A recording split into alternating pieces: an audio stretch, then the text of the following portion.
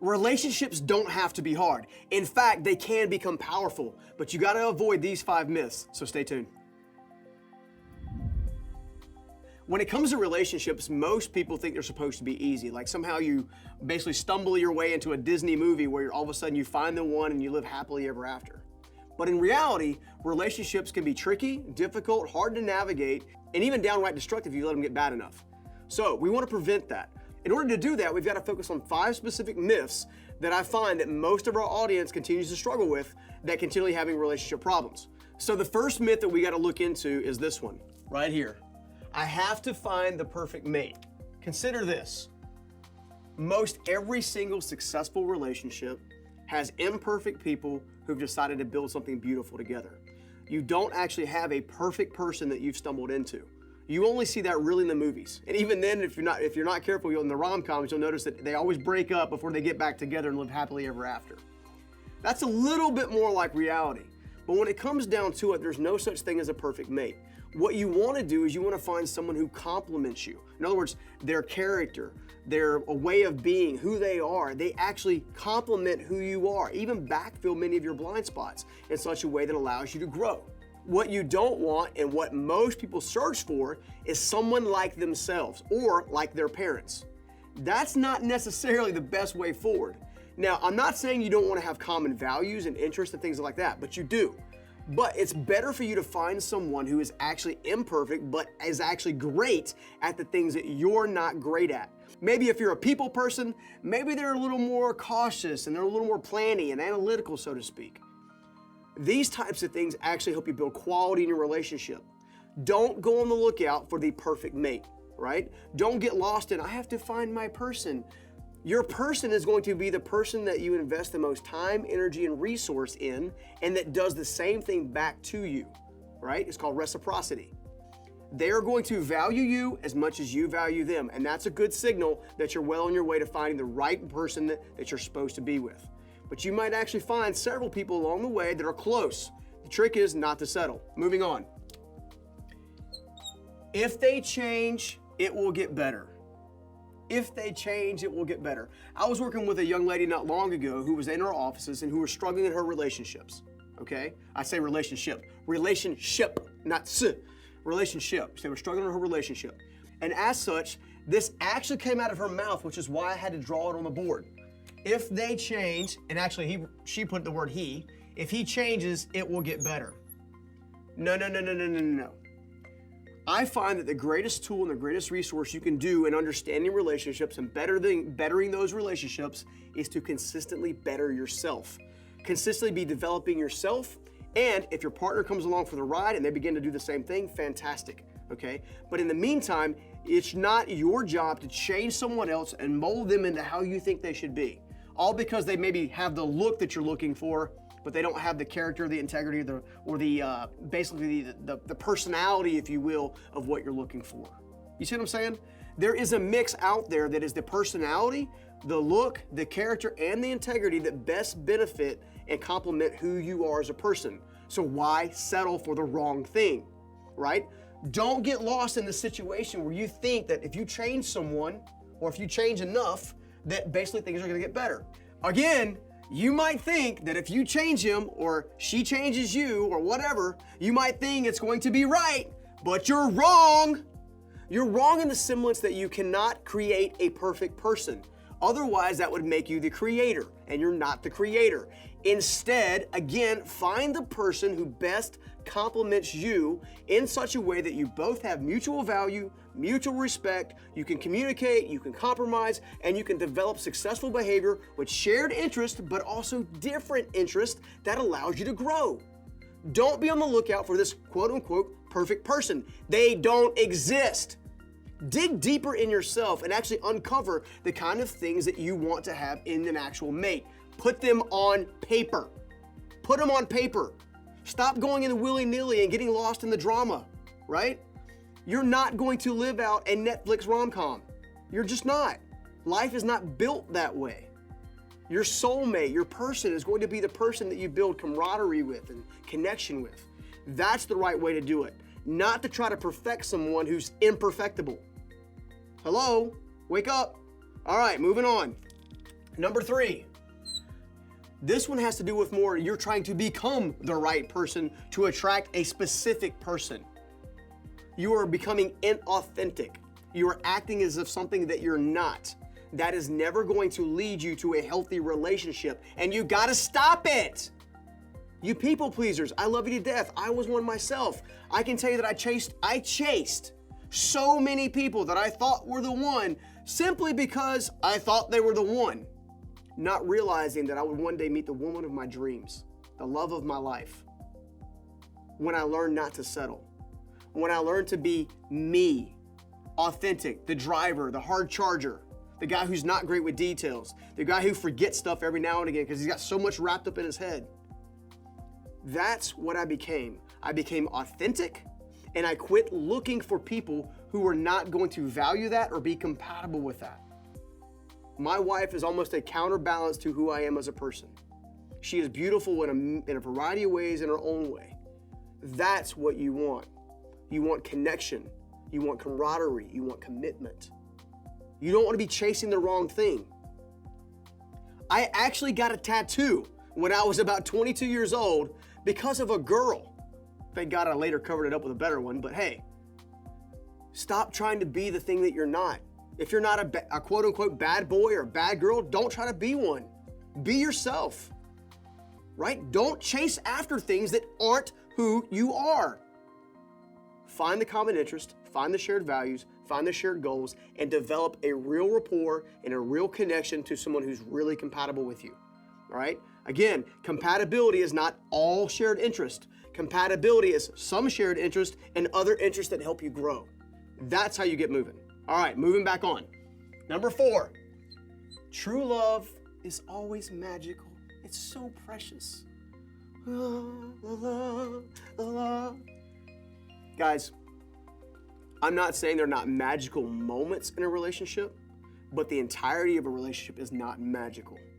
The woman of my dreams that you just heard me talk about is the same woman from time to time who frustrates me, all right? At the same time, I'm the same man that she was dreamy eyed with, especially in the very onset, that gets on her nerves now.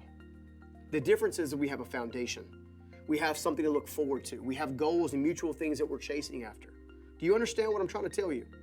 It's so important that you understand that these are myths that you cannot no longer put your value or identity into your efforts in, right? A magical relationship is built with intimacy, which only happens over time. My wife and I from time to time can actually finish each other's sentences, but we spend a lot of time learning each other, right? Learning what our behaviors are, learning what our wants are, learning what our thoughts are, our needs are. I know the things that we disagree on and whether or not I want to dive in with both feet and have a massive disagreement for no reason. We focus on the things that bring us closer together. At least we try to. We're not perfect. Again, I'm not telling you that I have the perfect relationship. I do think I have the most fantastic spouse because we did the hard work first and we erased all these stinking myths that both of us were chasing down at different times in our life. And you can do the same. Last one. This is an important one. I see this a lot. I'm worthless because I'm single. I'm worthless because I'm single. Let me tell you something. Some of the most transformational moments in my life. I thought I wanted a relationship. I thought that I needed a relationship to make me whole, to make me valued, because my friends had the relationship. They were getting married. They were having kids. They were traveling. They were doing all this different stuff. Meanwhile, I'm like, well, my life is falling apart. There must be something wrong with me that I can't find the person that I love and the one that loves me back. Do you understand that a quality relationship takes time and is worth waiting for? Instead, you see people rushing into marriage, rushing into deep relationship, rushing into building families long before they understand who the other person is, what they're really bringing to the table, hurt baggage and all. You have to get to the place where it's safe for you to be single. In fact, a quick story, perfect example. Before I met my wife, I was in a long-term relationship for almost 9 months. And the first 6 months of that relationship were like, oh wow, she's amazing, right? She's amazing. She was attractive to me. We laughed, we cut up, we did all these funny things. And then the last 3 months was like, what the heck is going on? Deception started rising. Weird text at weird hours of the night. all of a sudden not returning phone calls when promised, all of a sudden not doing this. It was just weird. And I'll never forget this. As that relationship kind of fell apart, after I thought it was going to be the one I almost settled for, because right before you meet the mate of your life, you're going to have a counterfeit right before it. I can promise you that. It was my grandfather who passed away a few years ago who basically told me to basically set everything dating down for 40 straight days. 40 straight days is something that he referred to as the 40-day walk of faith or the 40-day fast. See, a fast is nothing more than staying away from something, intentionally laying something down that you desperately want. And what I wanted in that moment was I wanted a family, I wanted to get started, I wanted to have kids, I wanted to actually have the woman of my dreams and all this kind of stuff, right? We all want those types of things. We all want to have that type of connection. The problem is we keep trying to make people into that perfection.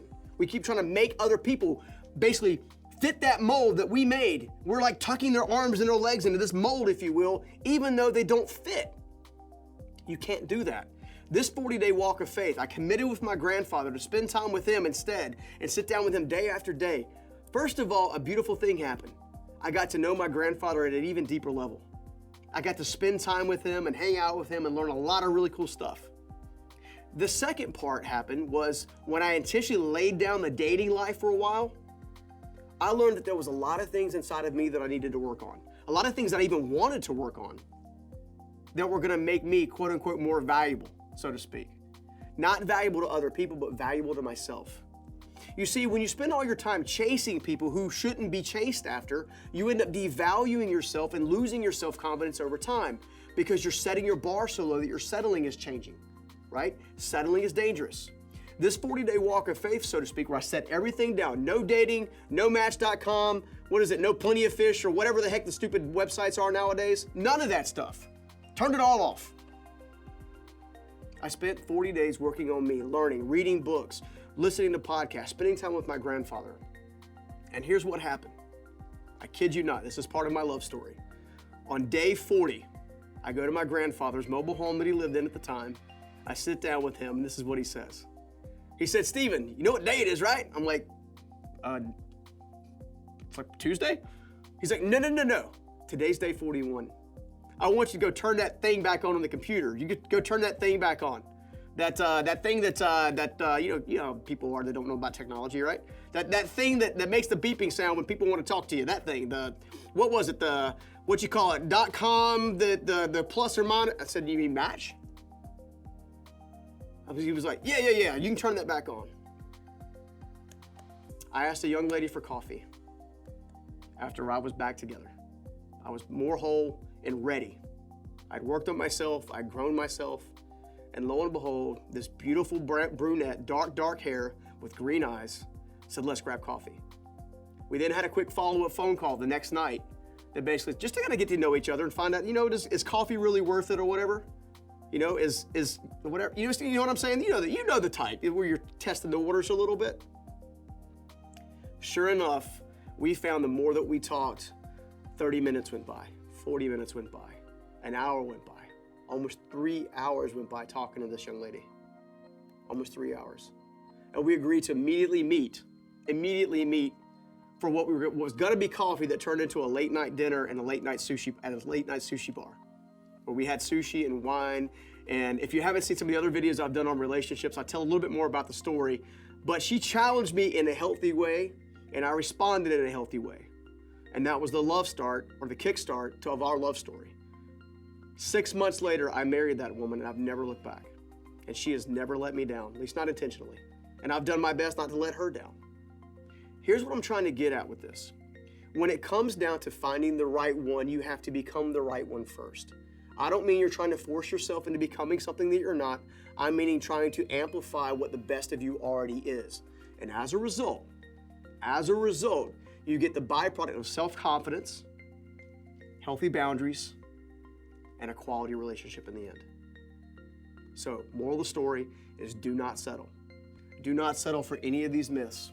They're all lies. I've tried them all. I've tried to live by all of these at one time or another. None of these ever brought me what I wanted. It wasn't until I actually spent the time to work on myself, understand what I really wanted, clearly articulate who I wanted to become, then I began to see the connection points of what compatibility really could be. And as a result, the list that I made, where the other girl was like 70% of my list, including some really weird stuff like maybe loyalty, she didn't do so well on that. My wife, on the other hand, was 110% of my list. Now, she was 110% of my list. That doesn't make her perfect, okay? She was 110% of the list that I thought that I wanted and the other 10% that I didn't know I needed. You can find that too, with patience, with work, and actually not learning to settle. Never, never settle with this particular decision. I'm not saying you shouldn't date. I'm not saying you shouldn't hang out. I'm not saying you shouldn't get to know people, because that's part of the process. Each relationship teaches you a different thing about who you are and who they are and what a relationship looks like. What you don't want to do is model it after TV or parents or whatever. You want it to be a complementary, right, interaction. So it takes time. And if you don't settle, you'll actually win. All right, I hope you enjoyed that. I gave you my heart. I gave you my real life experience. I gave you what worked for me. I know it will work for you if you'll put in the work, so make sure you do that. In the meantime, I want to give you a gift. Do me a favor, check out this free resource right here called The 7 Relationships You Must Have to Win at Life. And before we finish up, do me a favor, hit that subscribe button, pretty please. I actually want to stay connected with you, and I want to keep giving you content that you can find valuable so you can get your own life transformation. I'll see you again. Take care.